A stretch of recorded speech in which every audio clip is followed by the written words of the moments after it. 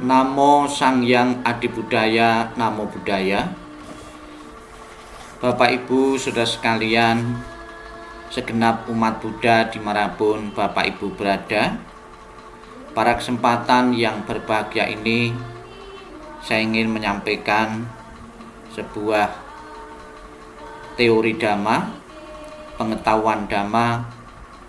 Semoga nantinya bisa menambah pengertian wawasan Bapak Ibu akan agama Buddha, agama yang kita cintai ini.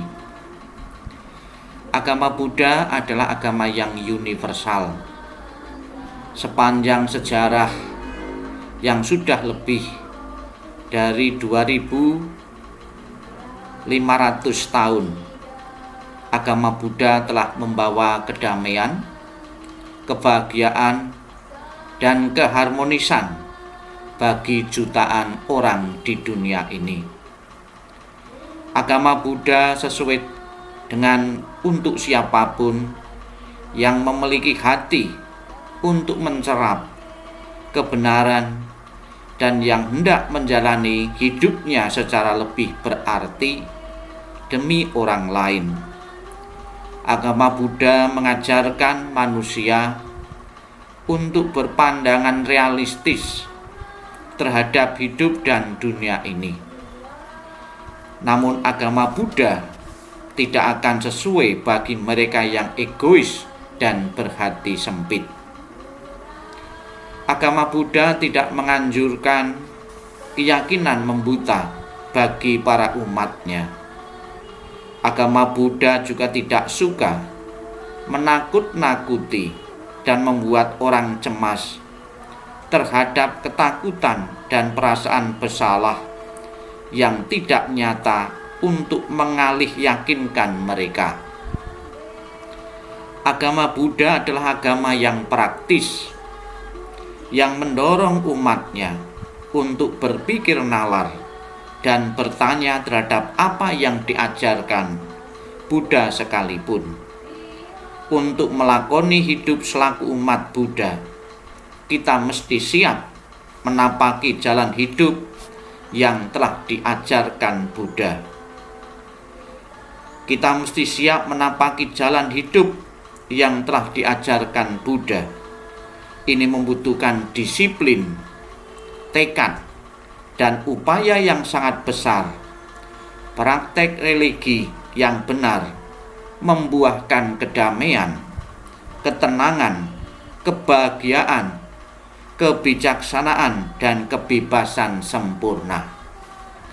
Untuk alasan-alasan ini dan banyak lagi alasan lainnya, agama Buddha telah memenuhi kebutuhan spiritual bagi lebih dari sepertiga umat manusia. Agama Buddha adalah sebuah jalan hidup. Agama Buddha juga merupakan agama nalar dan praktek meditasi yang penuh dengan disiplin. Kedua hal ini bisa menghasilkan pemurnian hati dan pembebasan, yaitu kebebasan mutlak dari rantai kelahiran, usia tua, sakit, dan mati. Dalam sejarahnya yang panjang, agama Buddha belum pernah meneteskan darah sedikit pun dalam mengajak orang-orang untuk menapaki jalan ajarannya yang lembut.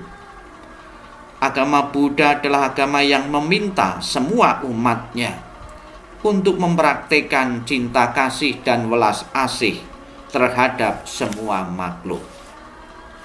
Buddha Sakyamuni sangat peduli terhadap penderitaan hidup. Sekitar 45 tahun setelah pencerahannya, belum mengajarkan cara dan jalan untuk mengatasi dan melampaui semuanya ini.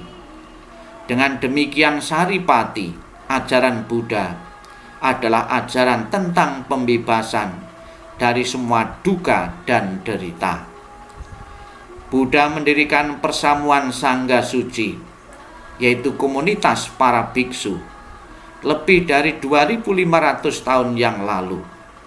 setelah beliau wafat atau parinirwana, ajaran-ajarannya atau dharma menjadi pedoman tunggal serta sumber inspirasi bagi sangga. Akan tetapi ajaran-ajaran yang sangat luas dan sangat dalam ini menimbulkan pemahaman dan penafsiran yang berbeda-beda.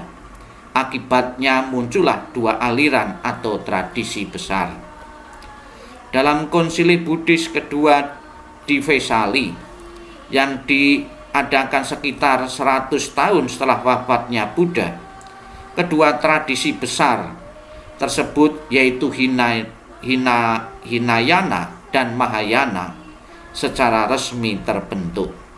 Para penganut Hinayana atau Theravada memedomi kanon Pali, sedangkan para penganut Mahayana menganut kitab-kitab yang tertulis dalam bahasa Sanskerta. Bapak Ibu, saudara-saudara sekalian yang saya hormati dimanapun Bapak Ibu berada. Tradisi-tradisi dalam agama Buddha. Yang pertama, dalam bagan ini disebutkan Buddha Sakyamuni, Sangga. Kemudian dari Sangga ini ada Theravada atau Hinayana, dan tujuan akhir kesucian arahat dan memakai pedoman kitab suci berbahasa Pali. Kemudian dari Sangga Mahayana, tujuan akhir tataran Bodhisattva dan berpedoman pada kitab suci, kitab-kitab berbahasa Sanskerta, Mandarin atau bahasa Tibet. Dan ajaran dari Mahayana ini ada tanah suci, Chan dan tradisi Cina lain, Jepang dan Tibet. Dari India, secara bertahap agama Buddha menyebar ke segenap benua Asia.